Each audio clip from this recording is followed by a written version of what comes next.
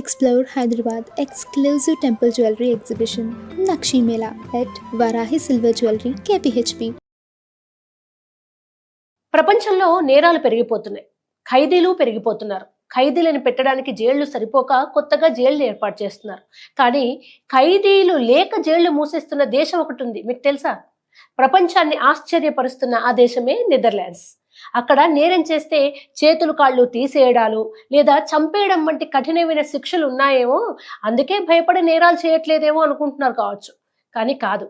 కారణం ఏంటో ఈ వీడియోలో మీకు చెప్తాను. వెల్కమ్ టు సుమన్ టీవీ, నేను మీ కృష్ణవేణి. మన దేశంలో ఒక కొత్త జైలు కట్టారని వార్త వస్తే మనం పెద్దగా ఆశ్చర్యపోం. ఎందుకంటే జనాభా పెరుగుతోంది, నేరాలు పెరుగుతున్నాయి, జైళ్లలో ఖైదీల సంఖ్య కూడా ఎక్కువగానే ఉంటుంది. కానీ ఈ దేశంలో మాత్రం పరిస్థితి పూర్తిగా ఆపోజిట్ లో ఉంది. అక్కడ ప్రభుత్వం కొత్త జైళ్లు కట్టడం లేదు, పైగా ఇప్పటికే ఉన్న జైళ్లనే మూసేస్తోంది. కారణం ఏంటంటే జైళ్లల్లో ఉంచడానికి ఖైదీలు లేరు. అవును, మీరు విన్నది నిజమే. ప్రపంచంలో నేరాలు పూర్తిగా లేని దేశం కాకపోయినా నెదర్లాండ్లో నేరాల రేటు తగ్గిపోయింది. కాబట్టి జైళ్లలో ఖాళీ సెల్స్ ఎక్కువైపోయాయి. ఇప్పుడు మీ అందరికీ చాలా డౌట్స్ వస్తూ ఉండుంటాయి కదా, అసలు అక్కడ మనుషులు నేరాలే చెయ్యరా, అందరూ అంత మంచి వాళ్ళ, ఇటువంటి అనేక డౌట్స్. అదిగాక పోలీసులు అంత కఠినంగా ఉంటారా, భయంకరమైన శిక్షలు ఉంటాయా, ఇలా అనేక అనుమానాలు మీకు వచ్చి ఉంటాయి. ఈ ప్రశ్నలన్నింటికి కూడా నేను సమాధానం చెప్తాను. సమాధానం కావాలంటే మాత్రం నెదర్లాండ్స్ కథని కొంచెం డీటెయిల్డ్గా మీకు చెప్తా. సాధారణంగా ఏ దేశంలో అయినా నేరం జరిగితే ప్రభుత్వం ఏం చేస్తుంది? నేరస్తుని పట్టుకుంటుంది, కోర్టులో కేసు నడుస్తుంది, ఫైనల్గా శిక్ష పడుతుంది, అంతే కదా? జైలుకు కూడా పంపిస్తారు ఆ తర్వాత. కానీ నెదర్లాండ్స్లో కాస్త డిఫరెంట్గా ఉంటుంది సిచ్యువేషన్.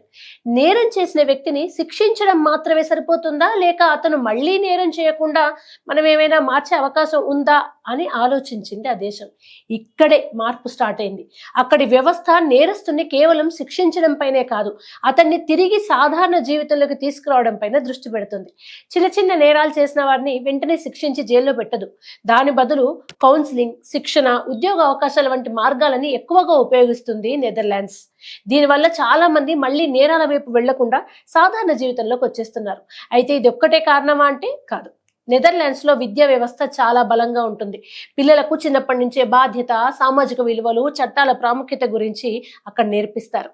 ఇంకో ముఖ్యమైన విషయం ఏంటంటే అక్కడ పేదరికం చాలా తక్కువ.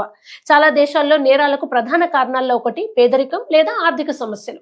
కానీ ప్రజలకు కనీస అవసరాలు, ఉద్యోగ అవకాశాలు, జీవితం పైన ఆశ ఉంటే నేరాల వైపు వెళ్లే అవకాశం కూడా తగ్గుతుంది కదా. అందుకే నెదర్లాండ్స్లో చాలా మంది యువత తమ భవిష్యత్తు కోసం కష్టపడతారు, కానీ నేరాల ద్వారా డబ్బు సంపాదించాలని అస్సలే ఆలోచించరు.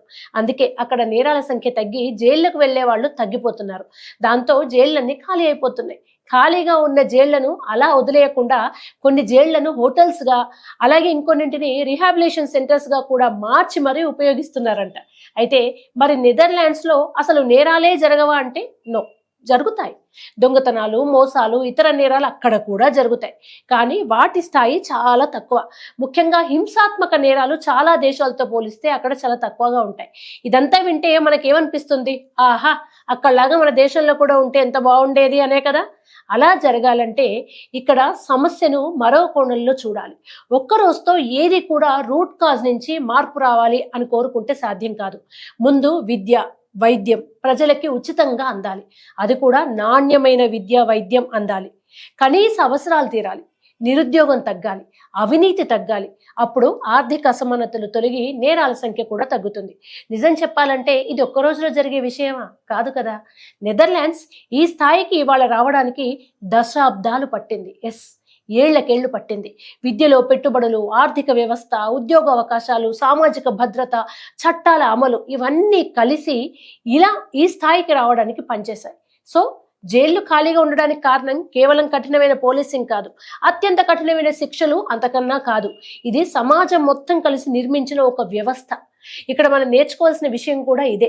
చాలా మంది నేరాలను తగ్గించాలంటే ఎక్కువ మంది పోలీసులు పెట్టాలి అనుకుంటారు. అది అవసరమే కాదు అని నేను అనను, కానీ దానికంటే ముఖ్యమైనది నేరం చేయాల్సిన పరిస్థితులు రాకుండా చూడడం.